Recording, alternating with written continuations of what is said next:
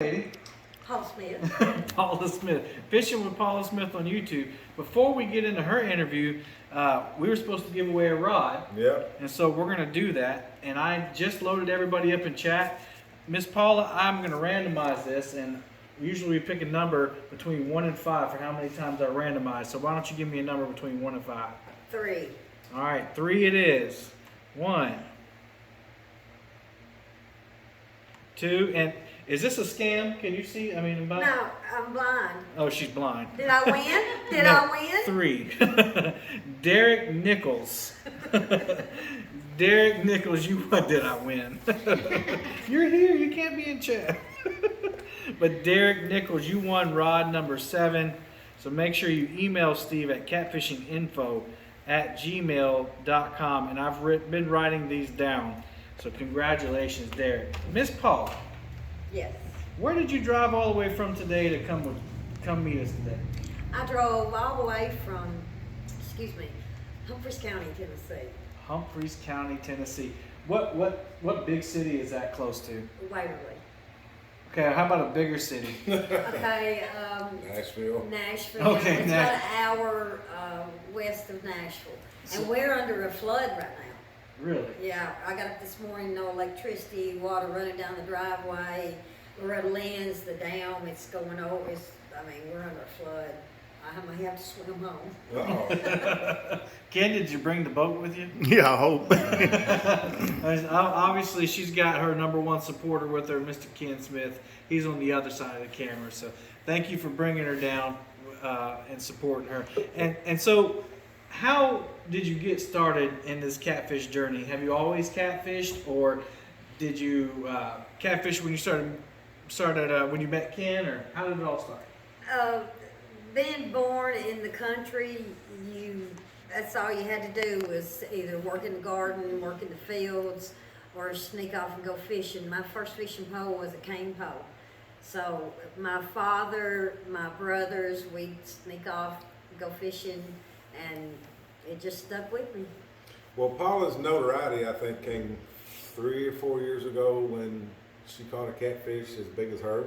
And it was all over the news. She got, I think that video went viral. Yeah. Actually, so she, where was that? At the Tennessee River? Yeah, it was out of the Tennessee River, actually not 5 miles from my house. The creek that runs through our property, the mouth of the creek, mouth of Big Richland runs into the Tennessee River, and that's where I caught him. What'd you catch him on? I caught him on fresh gizzard shad. Fresh Gizzard bait. Shad. Fresh gizzard shad. And since then, you kind of got, you've been catching big fish since then too, right? That's not like you were one and done. You've been catching big fish. I was catching big fish before that one. Okay. I had an 82 before the 88, a couple months prior to that, and lots in between, flatheads and blues. Mm-hmm. And since then, I've caught quite a few more. A couple of weeks ago, I caught an 84. I can't do anything about it because I signed a disclosure, but as soon as... She took a rider out. Yeah, I took a rider out to do a magazine article on my fishing, and I went to I didn't want to go because it was cold, and I thought, well, I can't do him like that, so I took him to an area that I'm not familiar with, and I set up on the first bend in the river. I seen some logs, I seen some fish.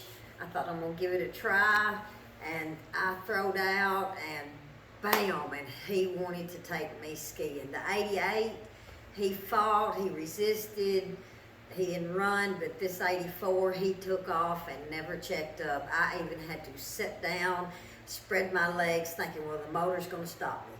So, and the sad part is I cannot even show a picture until he publishes the article. Well, that builds up the anticipation. And so do you have video of that you just haven't released yet? I don't have it on my phone, but I Okay. have pictures, but I signed a contract, so. So you couldn't video it. No, I was too busy reeling it in. Oh, okay. So I didn't know if you had somebody else on the boat running Yeah, well, running the camera. no, for you. Ken didn't go. It was just the rider and myself, and he was snapping pictures, and he had a GoPro going, and I think he was catching flies like, oh my God. Yeah, he did. Yeah, it was, and of course it was just 84 pounds, but he seemed like he was as big as the 88. He was so fat, but I mean, that's only 4 pounds difference. yeah, but he was He was just, meaner, wasn't he? he was meaner. He took it and run and never stopped. And I caught it on my Muddy River catfishing rod and my new Casking Recon. I had not caught anything of size on my Recon, and I was really wanting to try it out, and it did the job. I mean, So that Recon is the lighter reel that they were talking about yesterday, right? It's got the big power handle on it. yes, and it did not disappoint. There you did go. not And disappoint. actually, since you brought it up, Cast King's got that 15% off on their website for CatCon, so go check that out.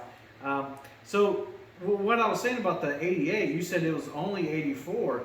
Well, the 88, you're talking about 4 pounds. Steve uses baits that are 4 pounds sometimes. So, I know it. it's not even that big a difference. The first time I went fishing with Steve, and of course I've got a monster rod holder cutting board on my boat, and he goes to cut up his bait, and of course when we cut our bait, we've got our inch, half inch, 2 inch.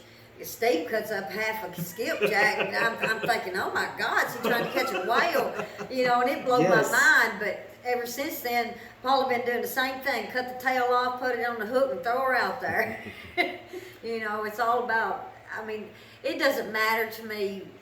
I mean, size does matter, but anytime my pole goes down, I'm a happy camper.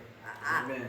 Fishing is my life. This industry has grown over the years. There's always been some ladies in the fishing industry. Can you see? Oh, see.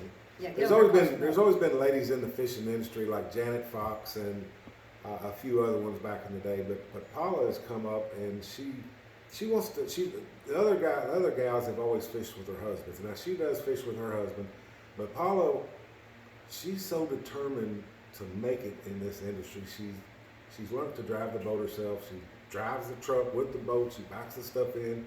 She lets her go. And apparently she can take reporters out and catch 84-pound fish without anybody but herself. So I don't know how she pulled that in. Did you have to have help pulling that in with the camera guy? With the net, yeah. with my hydro net. Yeah. Well, But the women in the sport, I mean, this sport's for everybody, young ones, women, everybody. So, but it is starting to get to where it's competitive. I mean, she's really highly competitive. Ken could probably attest to that. Yeah, Ken don't stand a chance on the boat with me. She's quite quick in the boat to get to that rod. Yeah. I always say, oh, Ken ain't fast enough, I trip him. But I've really never tripped him trying to get to the rod.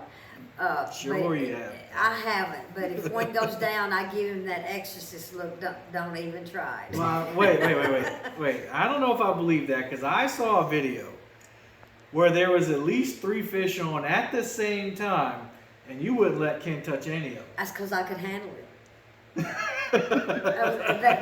Them was my pose. I can handle it.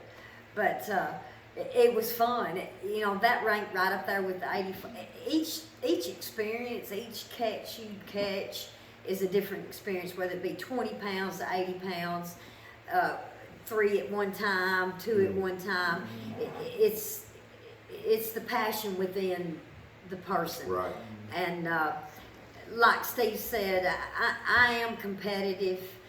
I'm a huge tomboy, but I'm very independent, and I want to be able to not depend on Ken to take me fishing, but I do give Ken credit because him being a retired game warden, he did teach me the do's and don'ts on a boat, and that is so key.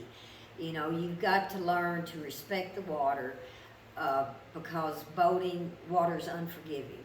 Mhm. And if you can get driving that boat down and reading that sonar and trying to find them fish and setting up on them, each time you go out, it's a learning experience. Always learn something. It's going to be different each time. Oh yeah. you know, conditions, water challenges, the rise, the fall. Fishing is just fishing is almost like the air I breathe. It's life. Can I ask y'all a question? Sure. Has anybody ended up in the water by mistake?